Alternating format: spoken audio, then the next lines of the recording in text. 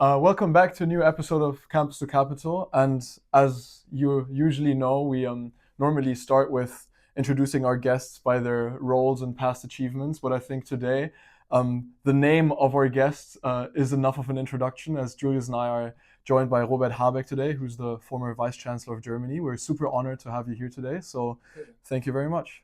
Yeah, it's a pleasure. Yeah, Thanks for asking. I think we have a lot on the agenda today. But before we delve into everything seriously, how are you doing today? Good. It's here in Copenhagen. It's an interesting day.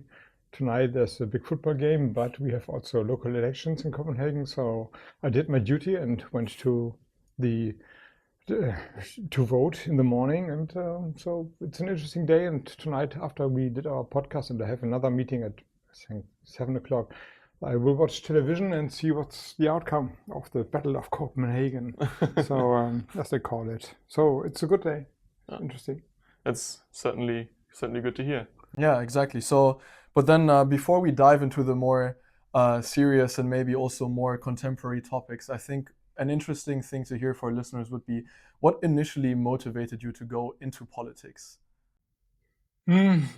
I would consider myself as always being a political interested person, but I was not in party politics. So, I guess I did kind of the same as everyone who has some motivation did. I was in the what how do you call it, self-government of our school council, then later in university, something of the same. When in my time there was a military duty, so I went into civil service, and also there I tried to develop some newspaper kind of thing. But the decision to go into party politics came when I had the feeling that now, after a period of traveling around, I have founded a family, I bought a house, and the perspective was now for the next, 20 years or so, this will be home. And with this feeling of this will be home, I really felt the necessity to engage into then local politics. So I went to the Green Party. The Greens were obviously the party I always voted for, but I had several, well, maybe not several, but some attempts to join the party, but it doesn't really make sense for me because I was traveling so much, and all the towns I lived in, Hamburg, Lüneburg, Freiburg before, they were just a period. And but now at that time, I think, and it was in 2002, I had the feeling now I'm settled, and this is the right time to take responsibility. And then I entered party politics. Great. It's, I think, a very honorable thing to do, as I think, obviously all of us are impacted by political outcomes, but then I think most people would still opt against sacrificing their own time and maybe also personal objectives to engage for the greater good. So it's nice to hear how someone gets that motivation.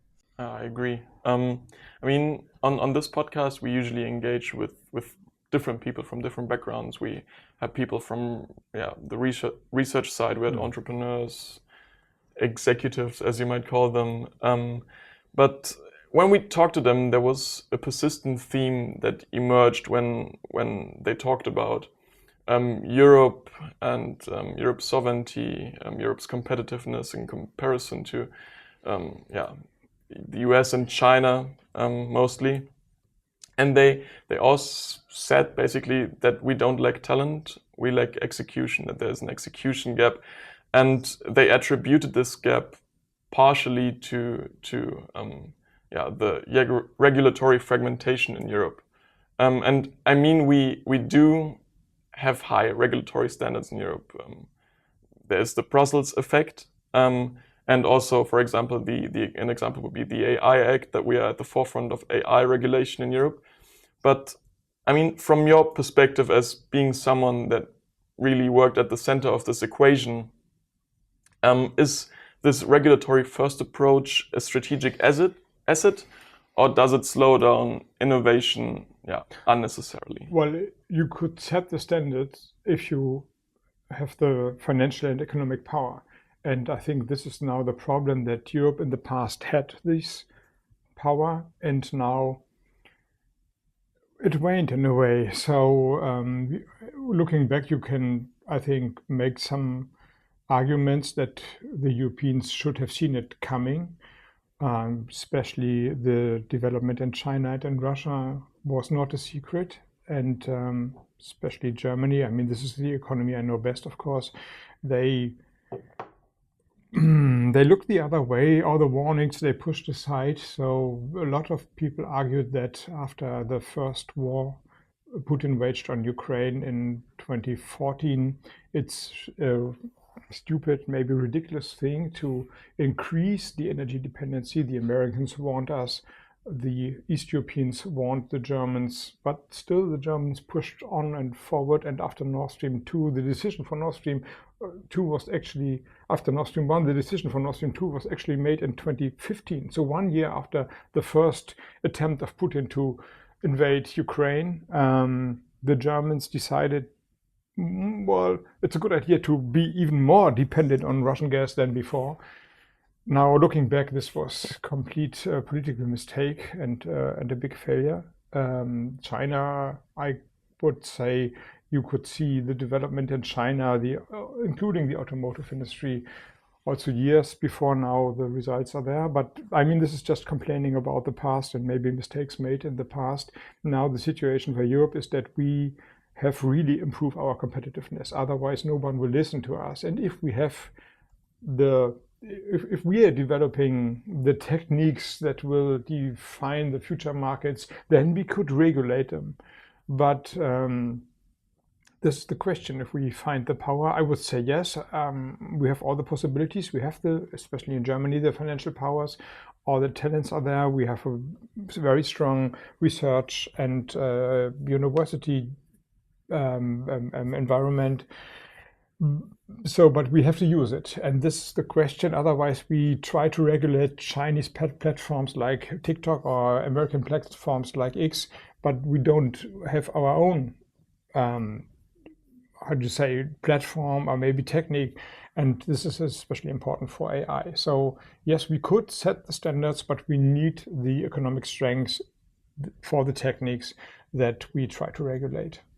But in proximity to that, do you see, or would you say that there is a trade-off between having a liberal democratic, or living in a liberal democratic society as we know it, and being at the forefront of innovation? Because right now, I feel like that's the trade-off we have to deal with. Well, I would argue that, first of all, for me, the European Union is a great achievement. And if I could have one political wish or one, I would say, set a vision, then it's more Europe. So I don't like I see all the problems, red tape and bureaucracy, yes, but solving the problem should lead to more Europe, a more unified Europe, not question the European Union as the political framework for, I would say, for all the European politicians. So this is my analysis. Mm-hmm. And more Europe means, of course, a better Europe, a more competitive Europe. But everything we try to do should be to strengthen the European Union and create an even more united European Union. And no country in Europe should think that in this competition between elephants, Russia, China, US, India, Denmark, as we are speaking, Denmark, Sweden, Netherlands, but also not Germany and France could make any difference. Europe could and should, actually. So I would always argue to find more common European approach. As difficult as it is, I can tell you from the practice, it's always hard. I mean, this is nice talking now, but yeah, when it comes to concrete action, everyone finds something to oppose a common European approach. So it's really hard work and tough work. But for Germany, I think it's completely clear what the future role would be. We need, in a way, leadership, but not as it is Germany, and we have this history in Europe, not a leadership where we say, well, we are the biggest, we are the strongest, everyone listen now, this is the way forward. We lead, nobody will listen to us. But helping, finding the way, so leading in the second row in a way, that's the German role. And I hope we find the inner strength to adapt to this role. I mean, when we look at certain macroeconomic shocks that we experienced this year, I think we can hopefully bear a benefit of a stronger Europe, as they potentially have served as a wake-up call to some people. And I think you earlier already mentioned some buzzwords for my next question, because when we look at the situation for Europe and also Germany, obviously the past years had a lot of troubling events. When we look at COVID and the invasion of Ukraine and then resulting energy shocks and inflation, and there are a lot of difficult things that to balance that come with that as a politician, but also as a country in a whole.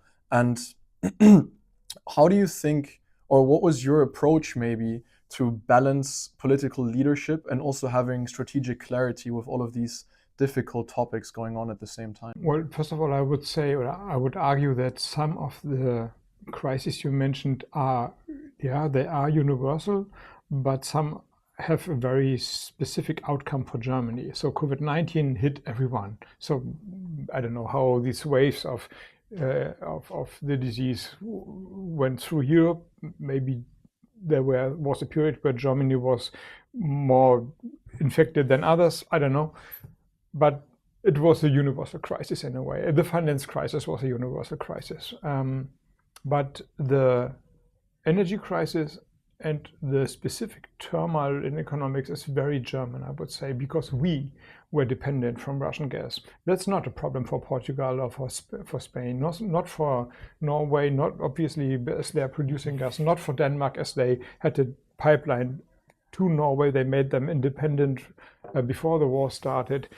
So it was very much us and Austria and maybe Czech Republic that were affected, and also the huge dependency on trade with China is very specific for Germany. We, the Germans, we have a trade 45 to 50% of the GDP growth in Germany depends on exports. That is unprecedented. So this is basically the explanation why Germany still is the third largest economy in the world. We are only 80 million Germans. So the other ones are the US and China. So how do we do this? Well, we trade, we sell our goods to the world, meaning that the strength is also a potential weakness when the world is not opened and free trade is not the unifying idea, but suddenly tariffs are everywhere, geopolitics are entering politics, everything is weaponized, energy, trade, raw materials, critical minerals, even semiconductors. So suddenly you become vulnerable because you are so open to international markets. And this is also very specific for German economy. So we have at least two problems inside Europe, in the biggest economy of Europe, that are very specific for Germany, which could, well, they're coming out of global turmoil, I would say, but the outcome is very specific for the German economy. Therefore, it's so hard to find solutions. Therefore, Germany is struggling so much. Therefore, all the other countries are now overcoming the energy shock after the Russian invasion of Ukraine. But Germany and also the other countries, the Central European countries that had been more dependent, plus the dependency on trade with international markets, in brackets China, is affecting the German economy so hard. So Germany really has to invent its business model, because I can't see that the gas of Russia, at least the dependency as once planned, is coming back soon. I hope not, actually.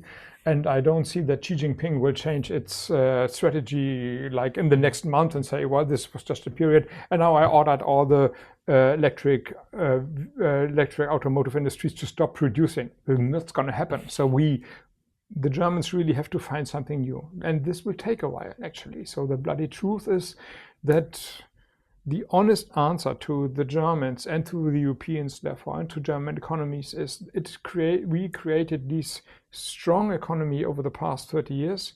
Now, at least two defining pillars of them are gone or broken, maybe not completely gone, but they are harmed in a way.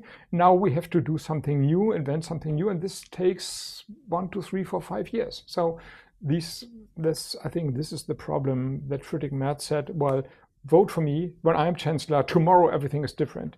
And this, I mean, we had a shrinking potential growth in Germany. So the possibility to grow in the economy shrinked from 1.5 like 10, 15, 12 years ago to 0.5%. So if that means that if everything is really working fine, there's no crisis, and everyone is in a good mood, and people are spending the money they have saved now, the potential that we can use is only 0.5%.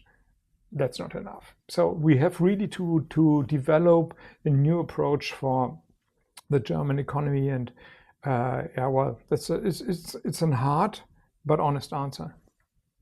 Yeah, and I mean, despite everything you just said, there are also some overlying or underlying commitments we have to make. I mean, we have some climate goals that we want to work towards, right? Yes, but from my point of view, these are opportunities now. Mm-hmm. I mean, you can argue, I mean, I'm from the Green Party, and all my life I worked for climate action. So obviously I'm convinced that this is the right thing to do. This is, for me, it's a moral question, basically. But even if you doubt it, you have to see what's happening in the world. And now, as the COP is now going on while we're talking, China is really moving forward with renewable energy. So I would argue, if you only look at the economic numbers, at the figures, we are beyond the point of political decision making if we want renewable energy or not. Mm-hmm. I doubt that Xi Jinping is the biggest advocate for climate action. I've never seen him on a Fridays for Future demonstration, actually, but he knows that this is the cheapest form of energy. This is the way to make his country maybe not independent, but maybe less vulnerable from fossil energy imports to China from Russia, to say the least. So he is really pushing the electrification agenda, with the outcome that batteries, electric vehicles, not only solar panels, wind turbines, everything becomes cheaper now. This means that at least the developing countries, Southeast Asia, South America, Sub-Saharan Africa, they will really invest into renewable energy in the future. And I would argue for the German economy, the only question is, do we want to have our part in it, in this developing market, or do we leave it all to the Chinese? But if we leave it all to the Chinese, then we have not really something to sell to the world. So because the rest of the world will go into this direction. So from my point of view, it's an opportunity, because we have all the knowledge still in Germany. So, but we should not question the future, but work for the future. But I mean, you obviously have the expertise.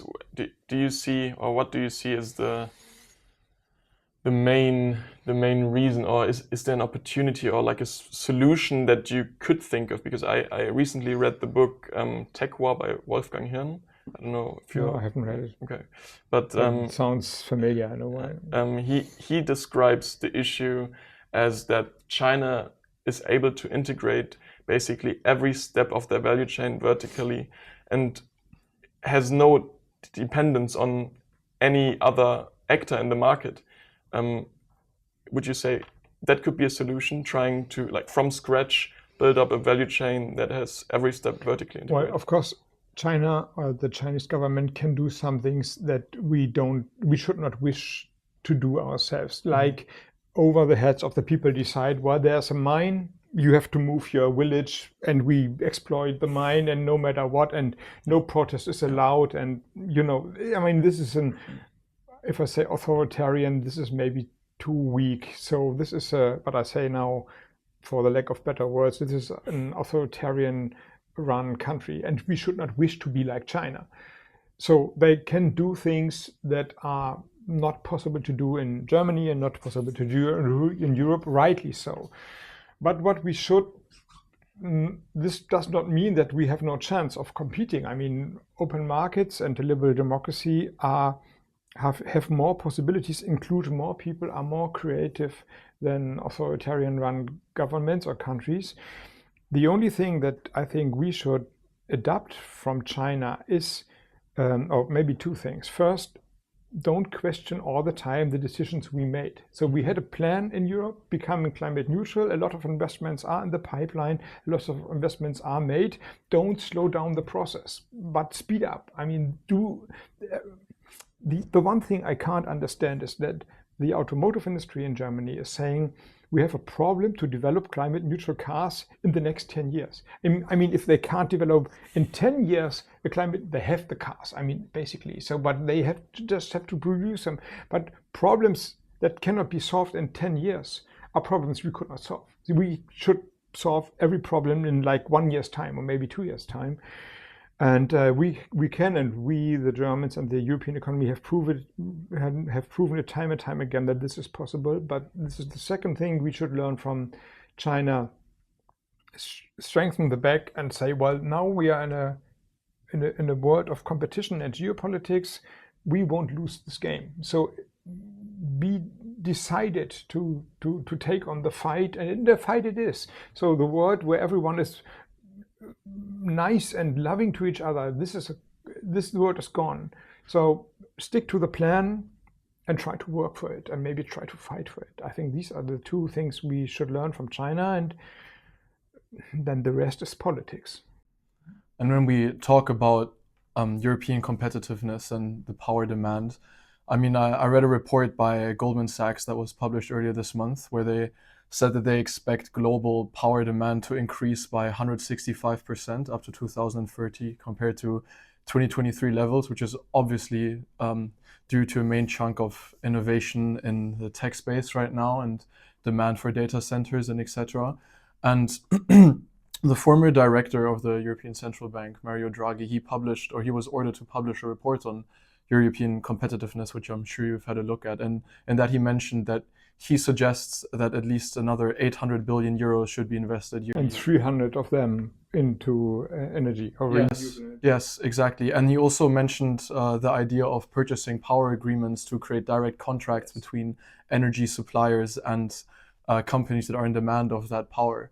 And I was wondering, what is your stance on that? And do you think that that is a step in the right direction? So the Draghi report, I think, is kind of the Bible, and everyone in Europe has to give an oath on the Bible, work for this competitiveness, and I think not only just give an oath, but look into it. And you're right. I think the crucial thing for everything is now lack of investment. This is especially true for Germany, and a lot of the things you at least commented on: energy prices, cutting red tape, getting rid of bureaucracy, developing a workforce that is big enough. I mean, we have obviously stagnation in Germany, or we had it now over the past,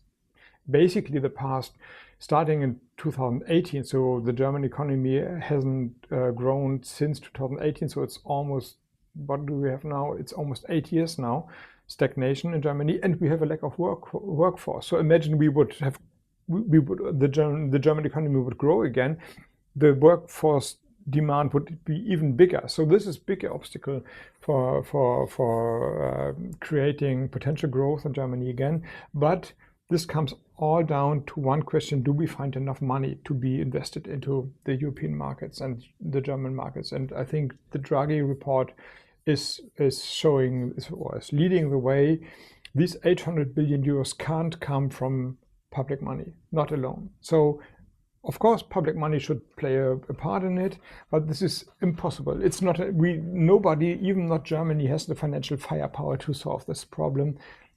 This needs to be private money as well, and therefore, everything that helps creating investment is good for Germany or for Europe. So, capital market union is.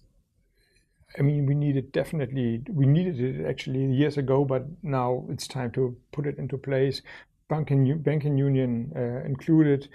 I think we should use the public money differently than before. So it has to work for a private market. I'll give you one example.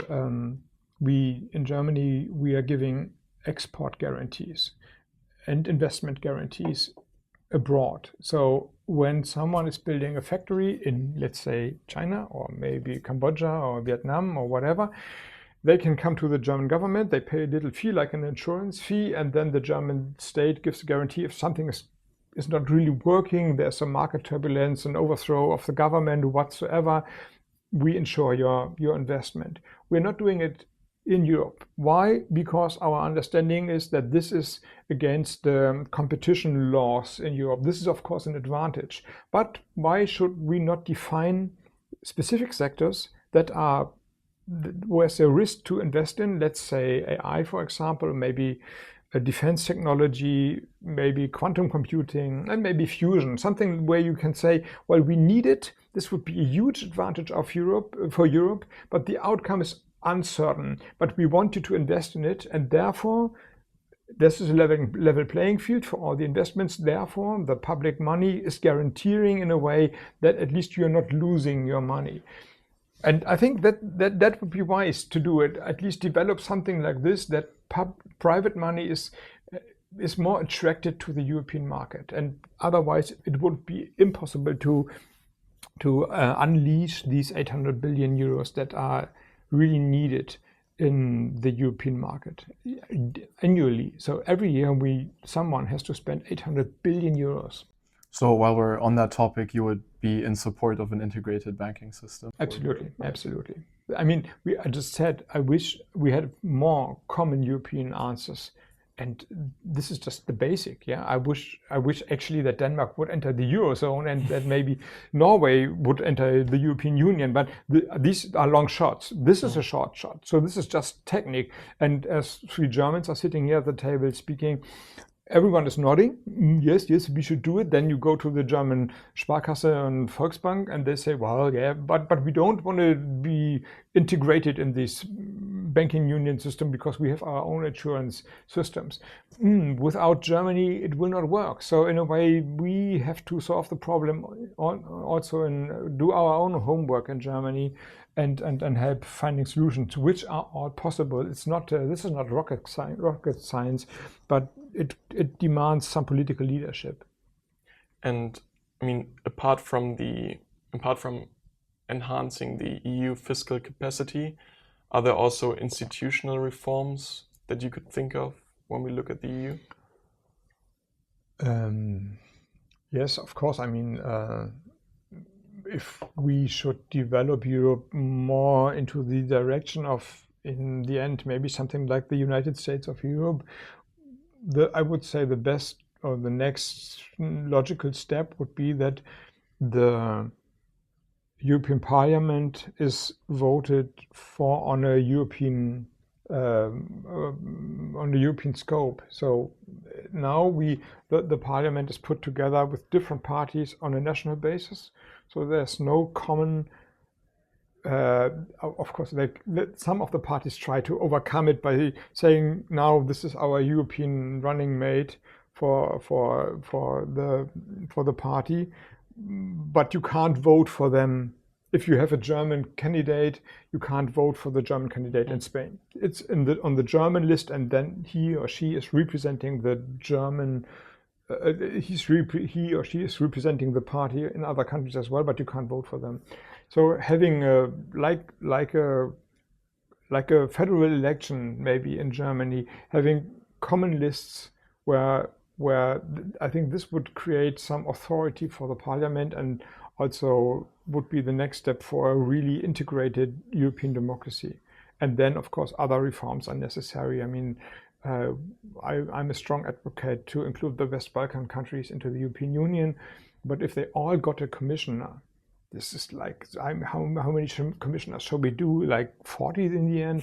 This becomes too complicated. So we need a structural reform that not every country every time got a commissioner, but maybe, I mean, one proposal could be that you create kind of blocks, and out of 3 countries, 4 countries, 5 countries, always one is coming to the commissioner. One becomes a commissioner, so that you have a circle maybe, and every 4th term your candidate from your country is there, so that the Western Balkans, the Baltics, the Nordics, the Central Europeans, the South Europeans, they always have to agree. But maybe there are better ideas, and it's not the geographical unity, because you could argue that there are too many tensions, but other ways to reduce the number of cabinet members. But things like this, I think, need to be discussed. And there's actually nowadays nobody's really discussing it. I mean, the European Union is under pressure, so the real demand is now to do less European politics. So the right-wing parties are aggressively advocating to reduce the influence of the European Union. So everything I just said is like, Robert, I wish this is the world that we could create, but the reality in European politics is that every country is trying to weaken the authority of the European Commission, unfortunately, from my point of view. I feel like that is usually because it's the easiest way of I mean, it's easy to find or to blame someone and then finding the easy that's solution. One reason, but also, I mean, the German Chancellor or the German ministers are elected in Germany, and the French president will be elected in France. So if they travel to the council and come back to their country, the first question of the journalists or maybe the public is, what do you have achieved for France, Germany, Spain, Portugal? This is a structural problem. So there's no European electorate where someone is saying, well, this is maybe in the short term not in the very deepest interest of Belgium, Denmark, Germany, whatever, but it will help Europe, and a strong Europe will help Belgium, Denmark, Germany. Because and I experienced myself. So when I went home I did all these negotiations about the Green New Deal, like 20 files, different files. And always the question was at home, how much money is Germany putting into the fund? Are we losing money? Are we getting money?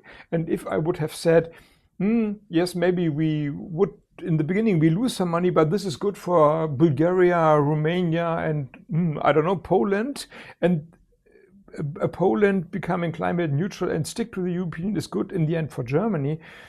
This is too long in the argumentation. Nobody's buying the argument. They want to have, you put in 100 euros, how much euros is Germany getting out? And if it's not 100 but less, you're a bad negotiator. This is how the game works, basically. And with this approach, we never will be competitive against China, because everyone in a way is reducing Europe to a nice coffee breakfast club or something like this. This is not enough. Yeah, no, for sure. And I mean, we talked about how we can potentially tackle the investing issues and encourage investing into Europe. But then when we look at current AI leading companies and leading AI infrastructure companies, and we have to be honest, they don't sit in Europe right now, right? We look at the US and then we see NVIDIA or Palantir, or we look over to Asia. And maybe to look at the other side of the equation, and also for Europe as a whole, what do you think is necessary to ensure that Europe doesn't fall behind and that made in EU companies can also sit at the forefront of innovation here? So two things, basically. The first one we just discussed, and just to give you another example, how difficult it is to let the nice and fine words of a united Europe be followed by political action. The trade negotiations with the Americans, Donald Trump putting tariffs on products from Europe, we are really harmed because, I have to say it, unfortunately, basically Germany, but also France and all the other member states, they looked into their own business interests. So I think France argued for, I don't know what, red wine, I guess. Germany argued for automotive industry, and nobody said to Ursula von der Leyen, okay, whatever you do, I back you. Be strong, be decided, and push Trump's attempt back. Everyone said, yes, but please be strong, please. But please, can you find some nice solutions for red wine, automotive industries, and whatever. Port wine in Portugal, I guess, and I don't know what Danish demands was. And this is weakening the European position. And unfortunately, I think as Germany has the strongest economy, or is the strongest economy, the German role was not to the European advantage in this case. But this means that concrete action is needed, and not only nice words of, well, we stand together and European unity and so on and so forth. And the second is exactly the point you mentioned, and I think we tackled it already like 10 minutes ago. Our competitiveness depends on the developing of new technologies. And in a way, we have to admit that the competition for deep language models is maybe right now lost. I think that my reading is that it's really hard to step up now with ChatGPT, and but on the other hand, if we use the data we have, that is in the German Mittelstand and the companies in the old industries, in the manufacturing, for example, we could develop AI technology and maybe have better access to data than other countries have. Oh, sorry, I think it's me. Sorry, I have to shut this down. No worries. So sorry for this. So, but this means that we need an approach to develop AI and not regulate us to death. And also there, I guess, stick to the plan. So, yeah.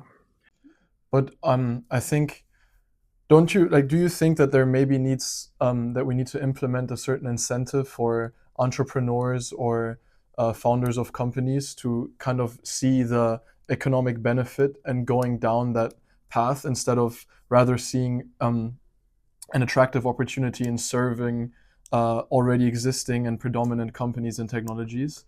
For example, when we look at now with Amazon indicating that they want to invest huge amounts into Germany and Spain to build data centers, and then people rather see as an objective to build data centers for these companies or to supply energy to them instead of creating their own products? I mean, investment is fine, I would say. My answer to this would be, we should be, if I would be a European leader, I would be skeptical to store all the sensible data on Amazon servers, because I mean, you see what's happening in the US, how all these tech bros are, how should I put that nicely, crawling to Trump's feet maybe, because they, I don't know. So what if Trump demands from them not to give access to European data? What if Elon Musk is cutting off Ukraine or maybe also Europe from Starlink? What if Elon Musk decides, because someone is harsh on the German AfD, which he fall in love with, I don't know why, but it's a problem, saying your satellites will not be transported by SpaceX into the space, then we have a problem. So I would say in critical infrastructure, public data, defense data, security data, they should not be stored on American and not obviously Chinese servers, but that must be a European cloud system. And there are some. I think the biggest German cloud system is developed by the Schwarz Group, the owners of Lidl. Why? I mean, they have Lidls everywhere, also in Copenhagen, and there's a lot of sensible data. The customers have the customer's card. That means the company could know how much money you spend, how much, therefore you can estimate how much you earn, how the income is, maybe how much family members you have, if you have children, if you don't have children, when you do shopping. That could create some knowledge of your private life. So they need a safe data system. This would be a dramatic scandal if a company like Lidl the data would become public. So they created a huge cloud infrastructure system, and they always, when I was in office, they asked me what I could do to convince the German government that they should store their data on their system. And I tried. I don't know what has happened in the past 3 or 4 or 5 months since I left office, but it was hard to convince them, because Amazon and others made maybe the cheaper offer, or maybe they had a tradition of using the Amazon service. But I think the public procurement includes also the use of data, and there the public sphere could make a big difference. Yeah, and in talking about sensitive data from the defense industry, I think Palantir entered, I don't know how many contracts with different police departments in different states across Germany. And I mean, I have the opportunity to work in research myself here at CBS.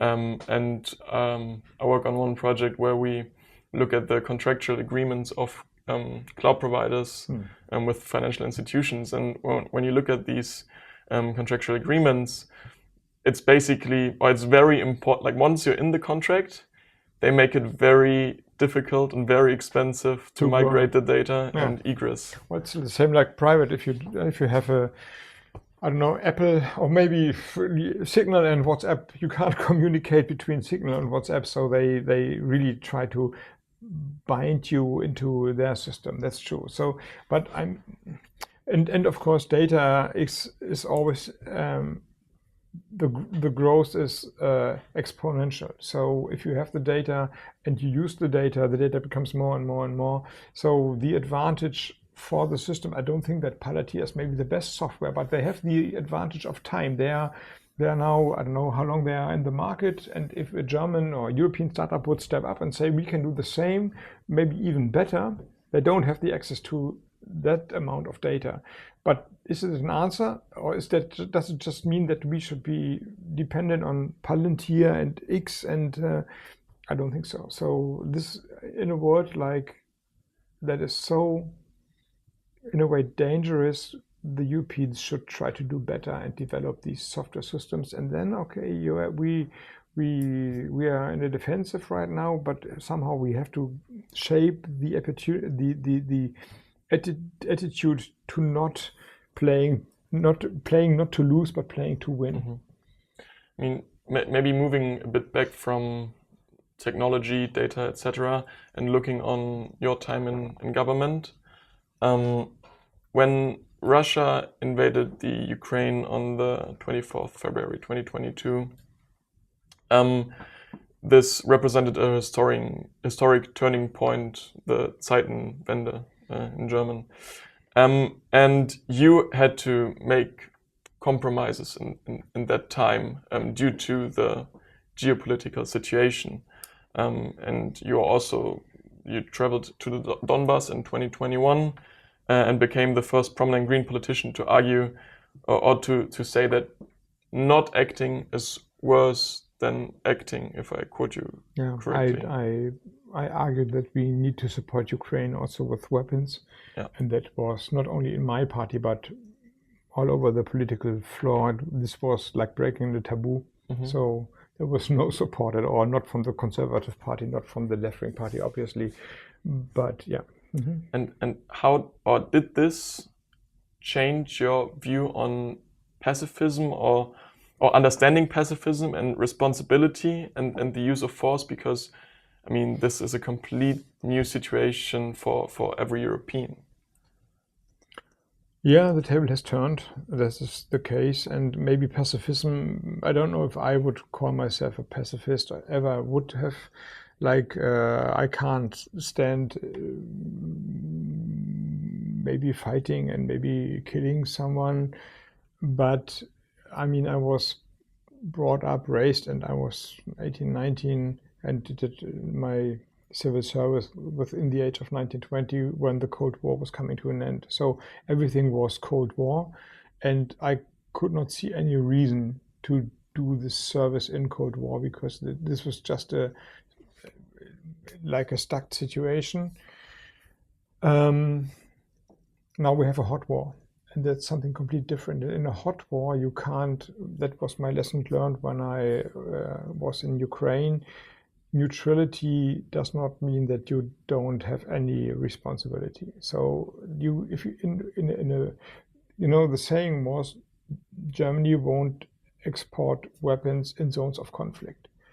And it sounds nice in a way, because in zones of conflict, the weapons are actually used and someone will be shot or maybe killed by your defense products. But of course, in a zone of conflict, or when there's a conflict, normally you have an aggressor and one that is the victim. So saying I'm neutral, I don't engage, means not that you don't have any responsibility or that you're not guilty. You become guilty just the other way now. And when in Ukraine, that time, it was in May 21, I think, I was visiting the front line actually then. That was now I was in the town of Mariupol, where later on the fighting and the steel side happened.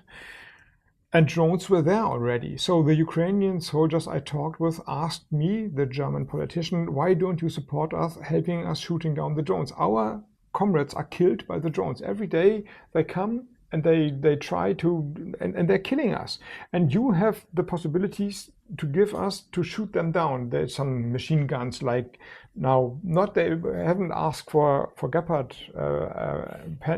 tanks, but just some artillery stuff, which the name I forgot. And then you should say, no, this is a zone of conflict. I mean, you are killed by the Russians, who are obviously the aggressors, but we have found this nice saying of we don't export weapons in zones of conflict. This is not, I could not said that in that time. This was being a traitor to these soldiers that explained their lives and their sufferings to me. But it means, of course, for politicians and in politics, it means that you have to make a decision. Either you develop your attitude from the reality, solving the problems that are there, or you develop your attitude or the approach from the party program, the theory in a way. And I made the decision to, at least best I can, to try to analyze what's happening in reality and to solve the problems in reality. Of course, I don't forget that global warming is happening, and I don't lose my idealistic approach to politics, but idealism without doing something in reality is just talking. So that was always my approach. And yes, you're right, that brought me in conflicts with a lot of I would say basic insights some clever politicians, including my party, had. But basic insights sometimes are nothing worth when the reality is not reacting to your basic insights. So of course it's bad to produce even weapons, and it's a problem to sell them or to give them to other countries. Yes, it's a problem, but the other problem is even bigger not to do it, sometimes at least. For sure. I think also with that personal anecdote, when you actually hear from real people and see with your own eyes what's happening instead of reading it on the news and still being at a fair distance, obviously would probably have an impact on everybody. These soldiers that time told me that they could see which sniper unit from the Russian side is on duty, because the final training of the snipers was done at the front. So the Russian snipers trained to shoot Ukrainian soldiers, and one unit shot them in the eye, one unit shot them in the forehead, and one unit shot them in the throat. So they could see, like, every 2 months the unit changed, and now they were losing soldiers because unit I or unit Delta or Beta or whatever was there. And I mean, if you hear stories like this, it feels different sitting in your nice warm chair at home or listening to party politicians and saying, yes, but we don't deliver weapons in zones of conflicts. I mean, you see the faces, and these were young soldiers, so that made a big difference for me. Yes, actually. No, I agree. I also, a very good friend of mine, his father is a politician in Ukraine, and he grew up in Germany. So I'm lucky that I wasn't directly impacted, but I think it also really showed me how serious this is, despite not being actively involved myself, luckily, of course.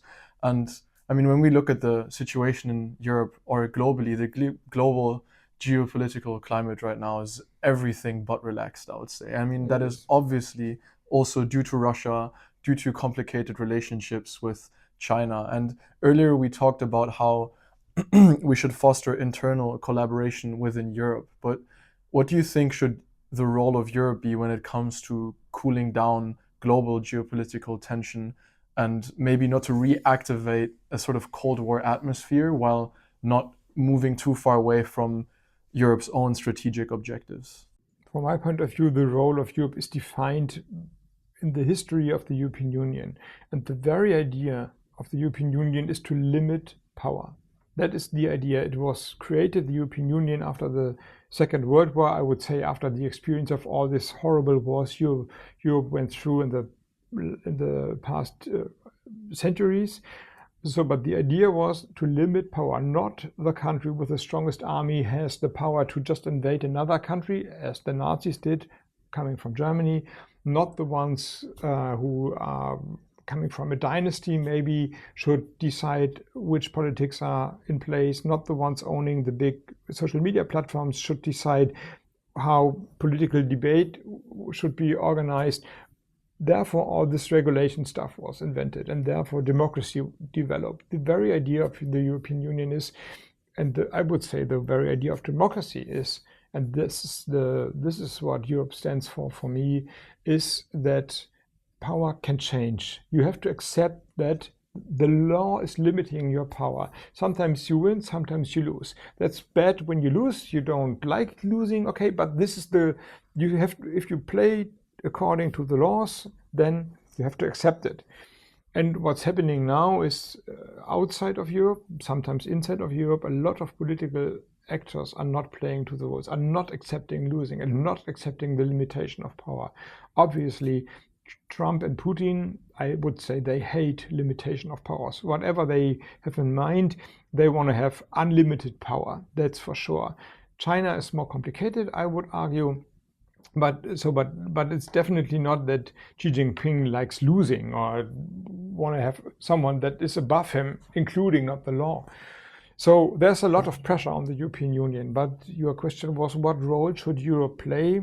This role. This is the founding story of the European Union, that whatever's happening in the world, our role is always to advocate for the possibility that power and power influence can change, and that it's limited. And liberal democracy is the best political system so far that has invented in the history of mankind. That's the European role. Oh, I mean, we're talking a lot about past and future here, but maybe looking back at your time in government, I mean, I certainly have the impression that you are, which is a rare occasion for a politician, very reflected and very authentic. And I think this half an hour or 45 minutes that we just talked really confirmed that impression that I had before doing this podcast. So could you maybe tell us, are there decisions or assumptions that you, with today's knowledge, would have done differently during your time? And I mean, yes, probably there are, yeah. Yes, well, obviously, I mean, I lost some debates, and in Germany, at least, well-known debate. It was about the Gebäudeenergiegesetz, GEG. They called it a heating law in a way. And of course, with the knowledge of today, how harsh the debate was, I would have done things differently. So, because I lost it, actually. In that time, for me, it was, I'm asking myself this question quite often, or I have asked myself this question quite often. It was, I would say, impossible to see that this becomes such a disaster, because we were in the winter 2022, 2023. The gas was gone from Putin stopped the gas supply for Germany in September. I was really in the fear that we wouldn't have enough gas to heat the houses, basically. So imagine that, and not speaking about the economic disaster if we would only had high energy prices but no energy at all. So we did, I would say, crazy things like not heating the public buildings over 18 degrees. We shut down the public lighting of all the monuments and buildings in the inner cities. I think the shop windows had to be darkened after 9 o'clock or so. We debated how long you should shower, because I read in some articles that the average German is showering 12 minutes, and I somehow laughed about it and said, 12 minutes? I mean, what are you doing under the shower? And what about 2 minutes? And then we save a lot of energy, because also some water is heated by gas in Germany.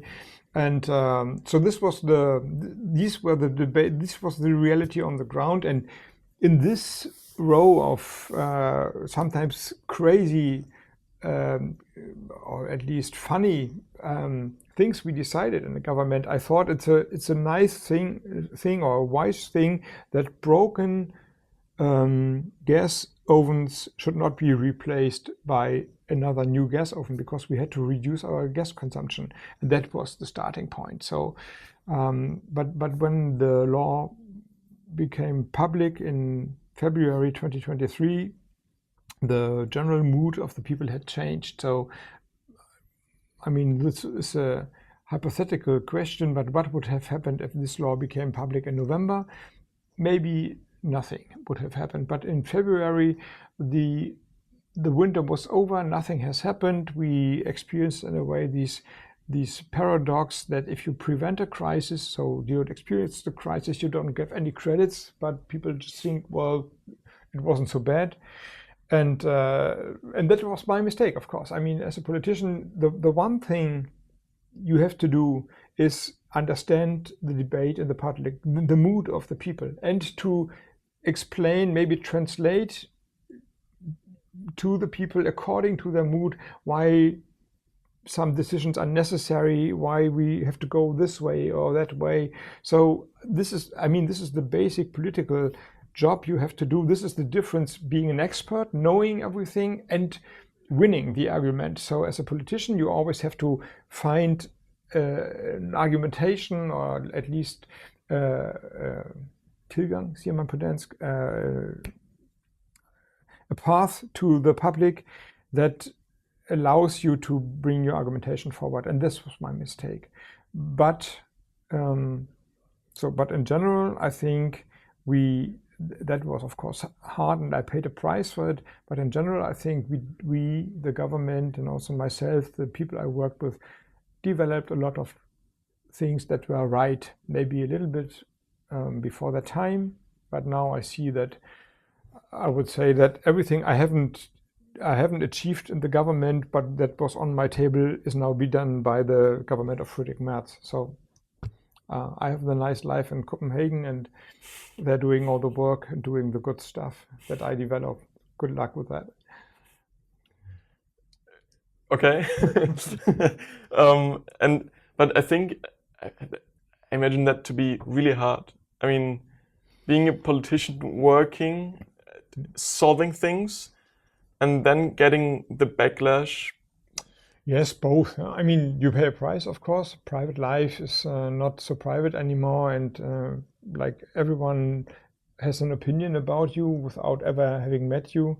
But on the other hand, you have, I would say, the privilege basically to do the things you really think that are important. And there's a big difference between being a professor, maybe having a company, which also is a great responsibility, big responsibility, or being minister, chancellor, whatever, vice chancellor, and your decision affects almost everyone. This is a big responsibility and a big opportunity as well. So if you believe in your own ideas and maybe also your personal power, there's no reason to complain. So I mean, it was the time in government was maybe the hardest work or time of my life so far, but also the most satisfying time of my life. So no need to be sorry for the poor politicians. This is voluntarily. Nobody has forced me. Nobody has forced anyone to do the job. Friedrich Merz had a nice, wonderful job at BlackRock before. Now he decided to become the German Chancellor. This is just his decision. This does not mean, of course, that that everything is fine, and we should not reflect about social media, the use of social media, the emotions in the political debate. So, I mean, there's enough room for doing better, but you should not pity politicians, not me at least. And you mentioned Friedrich Merz now a couple of times. 2 times. So, I mean, when you were running for Chancellor in Germany, obviously your main opponents were Olaf Scholz and Friedrich Merz. Now I've mentioned him 2 times as well. And us as voters and as German citizens, obviously we followed the political agenda from all of you and your political parties through your public appearances, and then also just shortly before the elections through the 2 debates that you had. But I also imagine, I mean, you're next to running, you're also still working as a politician, and you're balancing those things at the same time, but then also your opponents are doing the same thing. So I imagine that you also have a common meeting ground next to running against each other in that race, maybe even at the cafeteria of the parliament during lunchtime. So could you maybe give us a peek behind the curtain how kind of the relationship between you guys were during that time, especially when it comes to working together next to running against each other? Well, of course, it differs. Some people you like as a person, and sometimes you don't agree with them as a politician. So I would say my personal relationship with Christian Lindner was intact until the end. And he was funny and he was sharp, and we came along personally quite well. But as a politician, I haven't understood him at the end. So, and sometimes this is not then because the debates become too strong and the differences are too big, and you don't really, you don't feel like you understand the other person anymore. Then this affects, of course, your personal relationship as well. So in the end, we hadn't that much contact anymore. And but I mean, this is public knowledge, I guess. But in general, sometimes you have. So I never really got used to the situation that in private or in the cafeteria, as you said, you just sit and you do some talking, and everyone says, well, yeah, well, see you in parliament. And then you go into parliament, and then the same person saying, you are the biggest idiot ever. How can you be so stupid? You just whatever. And that was, I mean, maybe others would say that I have done the same. I hope not, actually, but of course you have a blind spot when you talk about yourself. But I think these are, in a way, professional behavior means accepting that in public the debates are more focused, more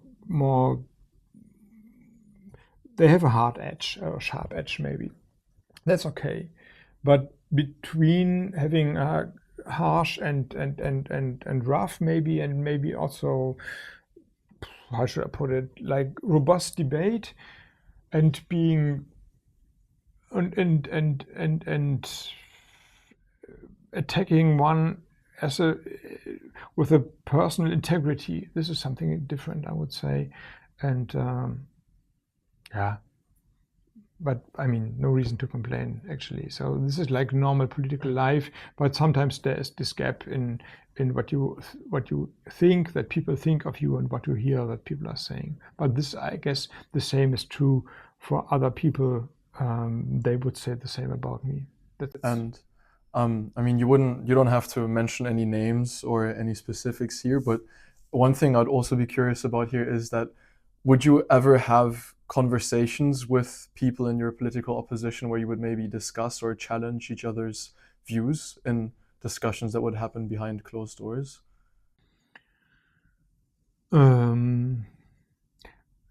From my experience, not because I learned from them from another party, but because there are some problems that maybe other parties have better answers already, or they have at least answers. So in my time in office, and this is maybe interesting for Copenhagen Business School, and it is still now a point of debate, and was in my time, should we do industrial politics? Should we develop an industrial strategy? And the point is that I would say, like, the golden rule in German politics is we don't do special sector politics. We have a common market approach. We define our market rules, like loans and workforce and bureaucracy, and then let's go. Everyone, startup, Mittelstand, industries, you just have all the same circumstances and the best might win.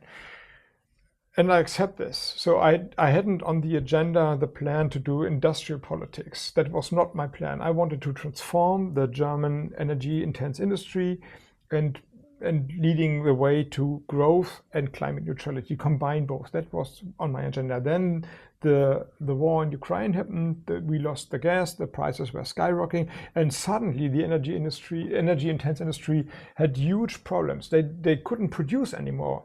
And then I developed models like in a specific price for electricity for the energy intense industries. Not because I think this industry is so beautiful, or not because this is was on my political agenda, but it was necessary. Otherwise, as we see now, because they do now a similar thing in the now acting government, this industry wouldn't survive. And then I found out that some of these concepts, more in the traditional part of the Social Democratic Party, were already established. Nobody really dared to speak about it, but then I could make use of it. So yes, things like this are happening from my experience, or the way I did things, out of a practical problem. I needed to solve some problems, and the answers, I took them wherever they were available. And then sometimes you learn from other parties.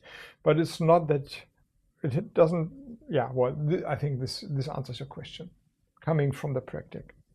I think this also just answered my last serious question that I had in my mind. So switching to a bit more personal note now. I mean, after leaving the government, you described the need to step back from the too tight corset of Berlin politics and to regain the ability to receive rather than to only send. What is it like waking up as a normal civilian after having worked in politics for such a long time? That's great, basically. So, I mean, of course, I think about what's happening in the world. And now I'm here in Copenhagen. I was a month in the US. I'm going to other countries in the coming months.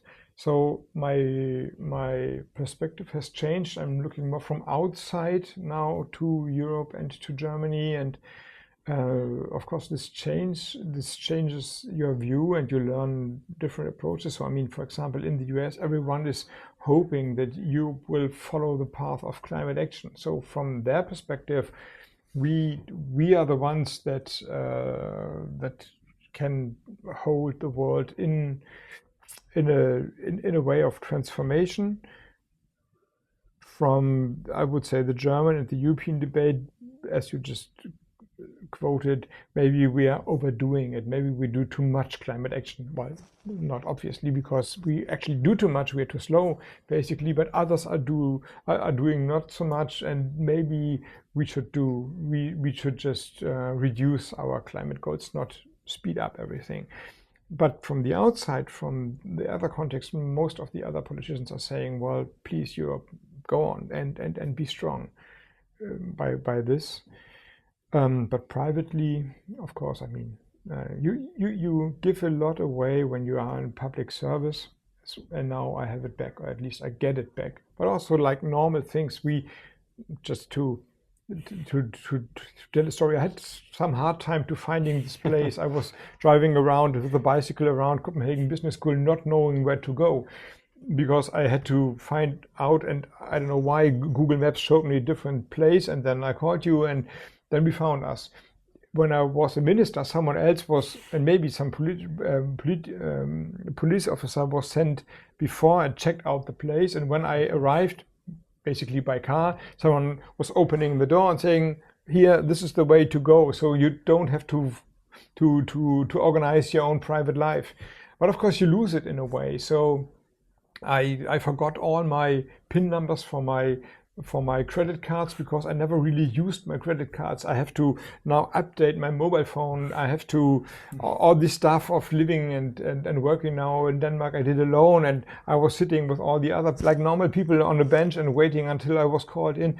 This, I mean, I think this is getting on normal people's nerve. For me, this is like experiencing the new normal life again. So yeah, personally, I gained a lot of freedom, and I'm really enjoying it. I mean, there are worse things than biking around the beautiful Copenhagen.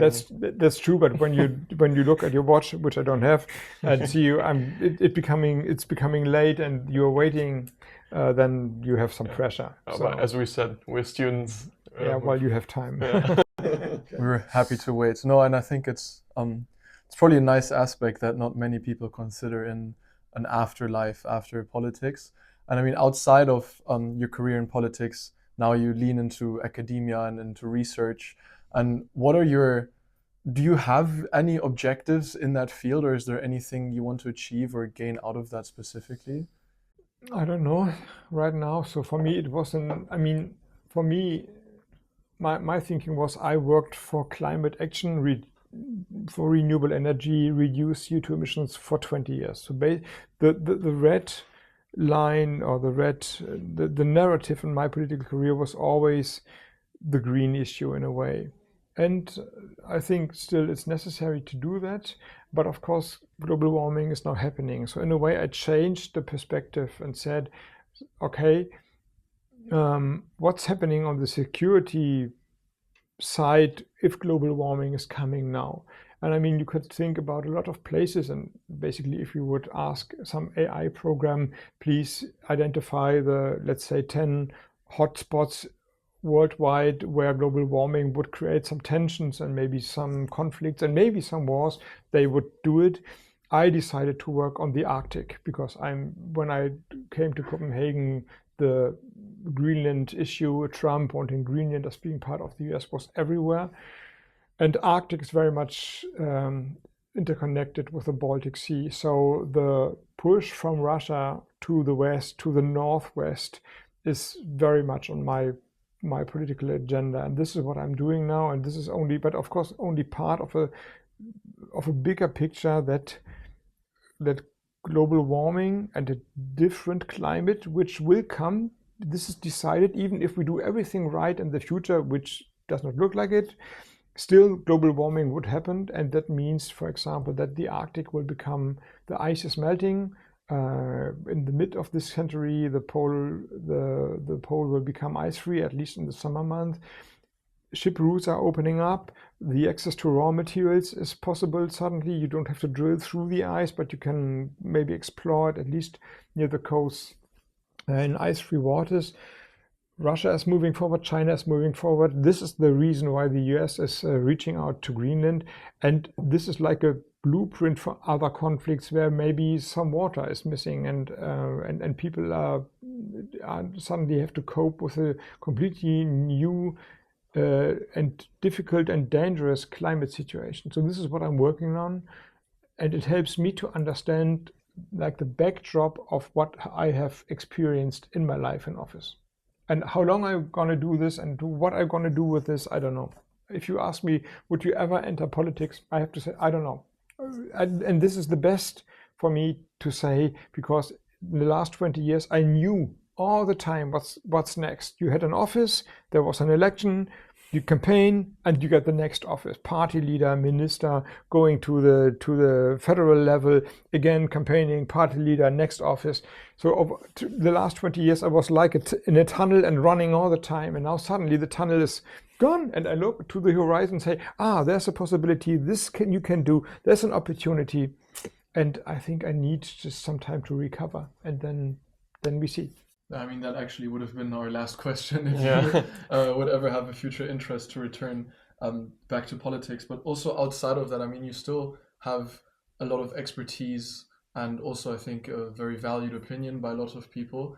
And I think that's in a completely different sector. But when we look at one of your past co-workers, Christian Lindner, he recently announced his next steps after politics, where he's going into advisory roles. And I wouldn't say that you would ever do it in the same fashion, but do you see an option down the line where you would leverage your knowledge and your expertise in a relatively impactful role as well? I don't know. So for Christian, I can just say I wish him really the best of everything. Though I was very angry about his party and him when our government split. He has to create now a new life, and I can only say good luck with that. And I mean it not cynically, I really mean it, good luck. And what I'm going to do, I don't know. So right now, I'm really glad that I can earn some decent money in academia and do the research I'm doing. and maybe using my knowledge to help other people outside Europe understand what's happening in Europe, maybe help some Europeans to find an approach to solve some political problems. That's enough for me right now. So, and I have no idea what I'm going to do in 2 years or 5 years or 6 years time. And I think having no idea is the very definition of freedom. And right now I'm enjoying this freedom. Nice. Also intellectually. I'm pretty sure that we were able to meet some of these objectives, at least for our listeners today, which is great. No, definitely. And maybe to finally round up the very interesting and insightful conversation we had today, because I mean, when we founded this podcast, the objective of the podcast was, in times of AI, information overload, it's very important for younger people like us to ask questions, to ask the right questions. Some might say there are no wrong questions, so it's just important to be curious. And I think a good question to you to finalize this podcast would be, I mean, many young people like our audience are overwhelmed by every crisis, the poly crisis, and disillusioned with institutional politics. What is one message you would offer to specifically Gen Z as they confront an uncertain future? Engage in decisions, otherwise others are making the decisions. So this is the basic rule of democracy. It's about them who decide to engage, and you can't complain if you don't at least try to make a difference. And the history of civilization is basically telling the story we can solve all the problems. I mean, we are creating all new problems all the time. Yes, true.